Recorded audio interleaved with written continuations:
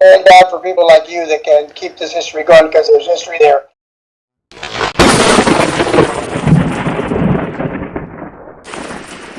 Research.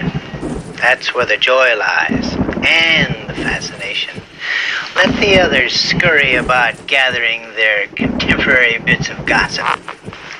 This is where the meat is found.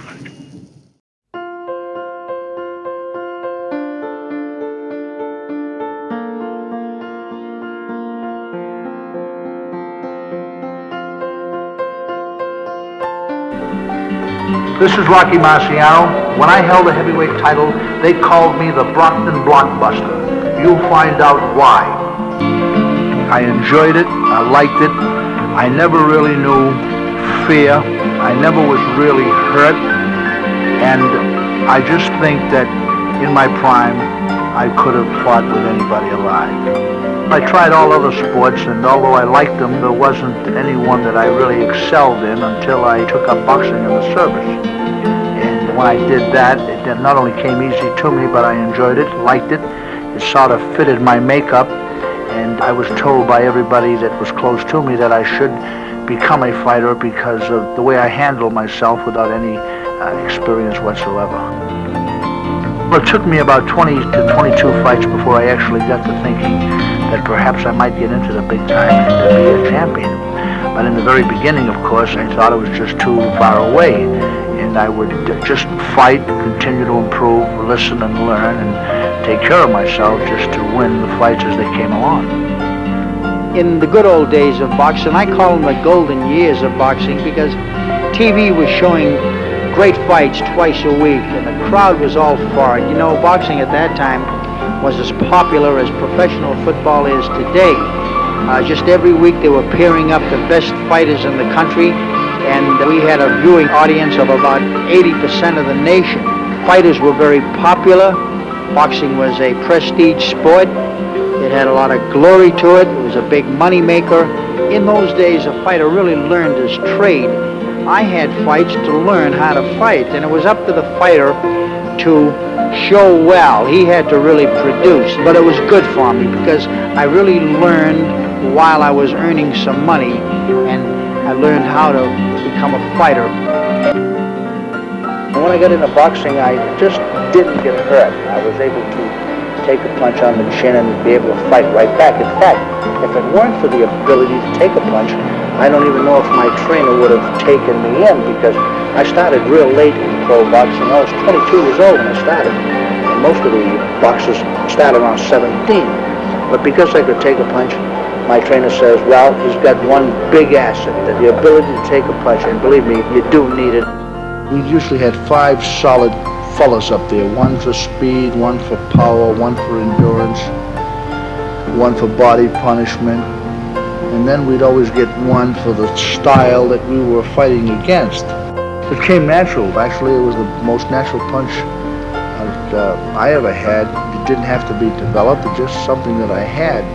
And what my trainer so wisely did was built up my other punching so that he didn't take this one punch away from me. A lot of people thought it was awkward. A lot of people thought it was a punch that looked bad when you missed, but he saw the results from it, and so he developed my left hand and worked on a left hand uppercut, and developed the body punching where I could get in close to a man. He always said, forget yourself now and use that punch as often as you can because you get good results from it.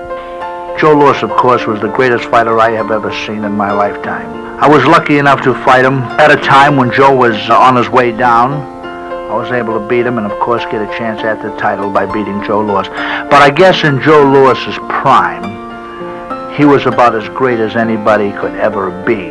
What a surprise. I never thought Walcott would come out so fast. He just came out and hit me with 2 good punches, had me hurt, and went right after me. He just surprised everybody. My trainer, the people that were with me just couldn't believe it.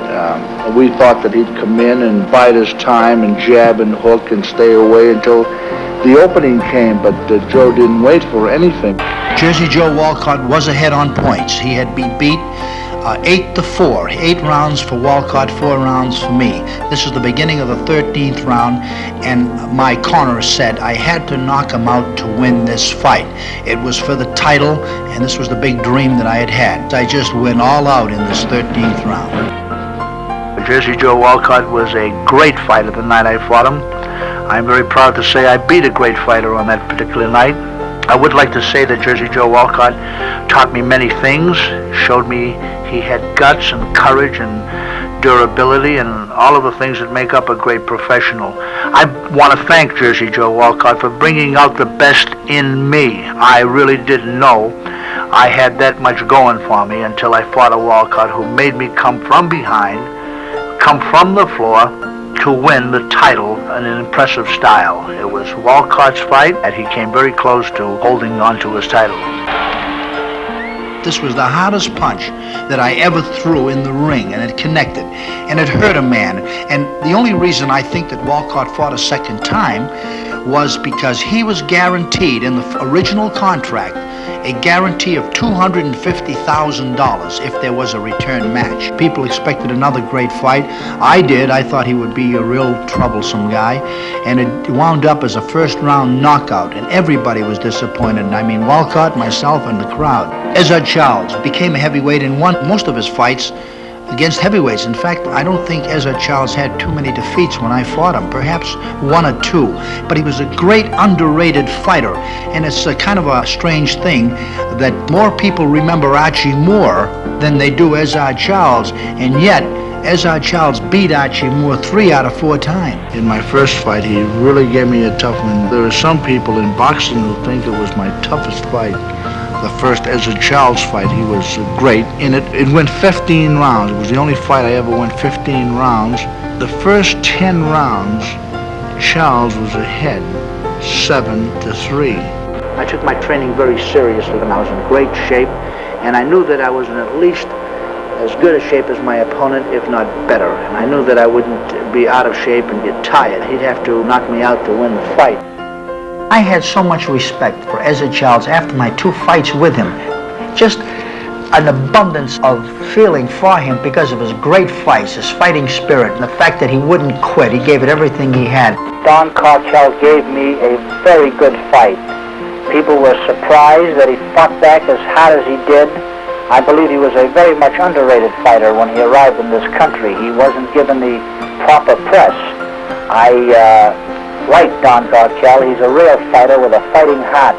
You know, there's one thing that you never know for sure. If you get hit in the right place at the right time, you can go down.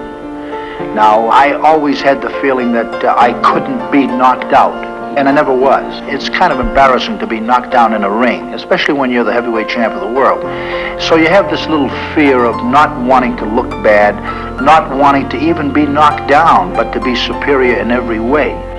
Conditioning is the big important thing. Being able to take a punch and come through, being able to go 3 minutes of every round, getting stronger as the fight wore on. These were the things that helped make me a champion. Heavyweight champion, for instance, doesn't smoke. It's very bad to drink. He's in bed early. He's dedicated to his profession. He works hard because you have to work so awful hard to be in peak condition that there's no room for a tough guy. I mean, guys that think they're tough. The real tough guys are the good guys that deny themselves and become something in the sport. This is Marciano. When I held the heavyweight title, they called me the Bronson Blockbuster. You'll find out why. Thank God for people like you that can keep this history going, because there's history there. And it's history that has never been repeated. So I kind of hesitated talking to you at the beginning, but when I read the book, I changed my mind.